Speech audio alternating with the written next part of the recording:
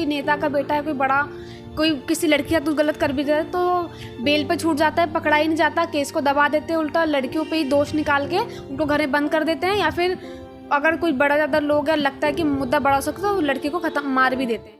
दोस्तों नमस्कार, विकल्पवाणी सच्चाई की खोज में आपका स्वागत है। दोस्तों, चुनाव का सच, जनता की जुबानी, इस कार्यक्रम के तहत लगातार विकल्पवाणी टीम अलग अलग जगहों पर अलग अलग लोगों से बातचीत कर रही है और समझने की कोशिश कर रही है कि इस चुनाव के दौर में क्या लोगों की उम्मीदें हैं आने वाले सरकार से, और उनके क्षेत्र में जो खड़े होने वाले प्रत्याशी हैं उनसे क्या उम्मीदें करते हैं।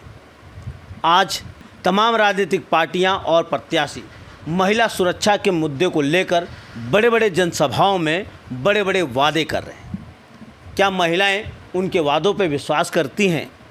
क्या वो सोचती हैं कि सत्ता में आने के बाद आने वाली सरकार क्या महिलाओं पर बढ़ते हिंसा पर अंकुश लगाएंगी? इसी विषय को समझने के लिए आज हमारे साथ नौजवान लड़कियां हैं, इनसे बातचीत करेंगे और समझने की कोशिश करेंगे। विकल्पवाणी सच्चाई की खोज। 18वीं लोकसभा चुनाव है। महिला सुरक्षा पर तमाम राजनीतिक दल, तमाम प्रत्याशी अपने जनसभाओं में, रैलियों में महिला सुरक्षा की बात कर रहे हैं। क्या चुनाव के बाद चाहे किसी की भी सरकार आए, क्या वो महिलाओं पे बढ़ते जो हिंसा है उन पे अंकुश लगा पाएंगी, ये आप उम्मीद करती हैं?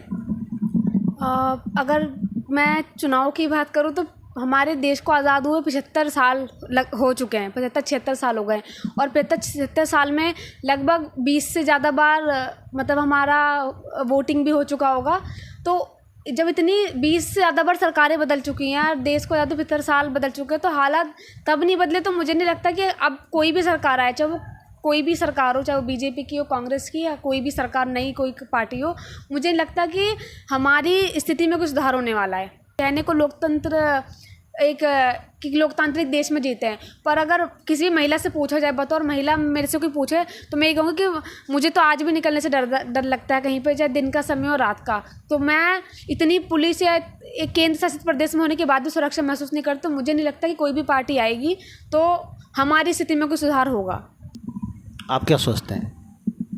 जैसे कि अभी इन्होंने कहा, तो कुछ इसी तरीके के मेरे भी विचार है कि हर चीज़ को तोड़ मरोड़ कर रखा गया है देश में, और ज़रूरी नहीं कि हमें हर चीज़ वैसी ही मिले आने वाली सरकार के बाद भी जैसा हम सोचते हैं। जब तक राजनीति में हमारा कोई भी ऐसी बड़ी कोई महिला नहीं खड़ी होती या जिसके हक में ज़्यादा चीज़ें नहीं आती, तब तक मुझे नहीं लगता कि हमारी इन हालातों में किसी भी तरीके का कोई सुधार होने वाला है। मुझे तो यही लगता है अभी भी। एक सवाल और नज़र आता है, हम देखें इस चुनाव में, लोकसभा के चुनाव जो हाल ही चल रहा है, उसमें कई राजनीतिक दलों ने कई ऐसे प्रत्याशी को टिकट देकर मैदान में उतारा है जिन पे महिला हिंसा के गंभीर आरोप हैं, उसके बावजूद उनको टिकट मिला है। क्या वो राजनीतिक पार्टी या क्या वो प्रत्याशी सत्ता में आएंगे तो क्या महिलाओं पर बढ़ते हिंसा पर कोई कानून बनाएंगे या कोई किसी तरह का अंकुश लगाने पर कोई कदम उठाएंगे क्या? आप मतलब ये तो सोचने वाली बात है कि मुजरिम ही नेता बनेगा तो आपको लगता है कि वो जुर्म करना छोड़ देगा।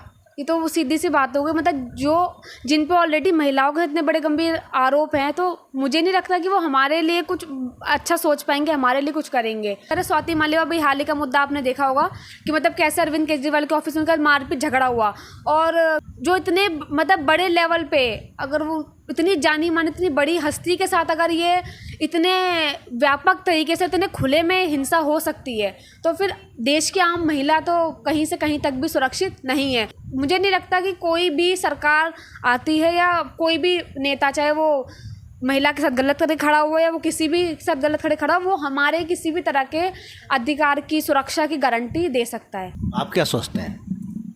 जैसे कि इन्होंने महिला की सुरक्षा के बारे में बोला, तो चाहे कोई नया मुद्दा हो चाहे कोई पुराना मुद्दा हो, सरकार ने कभी भी किसी भी चीज़ पर जोर ही नहीं दिया है। ये तो हाल ही के मुद्दे हैं। अगर आप पिछले कुछ 5 साल 10 साल पहले के भी केस उठाते हैं या आप देखते हैं चीज़ों को, जो सबसे बड़ा कांड हुआ था निर्भया कांड, 2012 की घटना थी, उन चीज़ों का सरकार को पता होने के बाद भी कि कौन कहाँ कितना गलत था, उन मुजरिमों को मतलब फांसी देने में ही सरकार को 9 से 10 साल लग गए। तो इसी तरीके के देश में से हज़ारों मुद्दे हैं जिन पर आज तक ठीक से इंसाफ नहीं आया, या जिनको इंसाफ मिलना चाहिए उनको ठीक तरीके से इंसाफ ही नहीं मिल पाया।